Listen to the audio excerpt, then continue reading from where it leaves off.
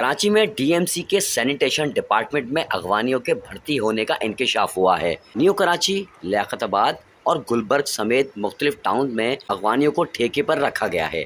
اطلاعات کے مطابق ویڈیو میں نظر آنے والے یہ اغوانی سندھ سالڈ بیس مینجمنٹ کی اجازت سے ڈی ایم سی میں کام کر رہے ہیں۔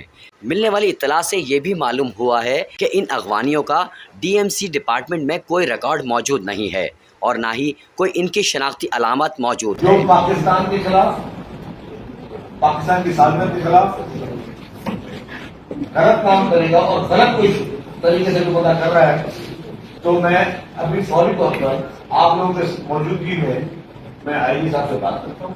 وزیر اطلاع سندھ شرجیل میمن نے پاکستان کے خلاف پروپیگنڈا کرنے والوں کے خلاف فوری ایکشن لینے کا حکم جاری کیا تھا، جبکہ سندھ پولیس کی جانب سے غیر قانونی طور پر مقیم افغان باشندوں کے خلاف کریک ڈاؤن جاری ہے۔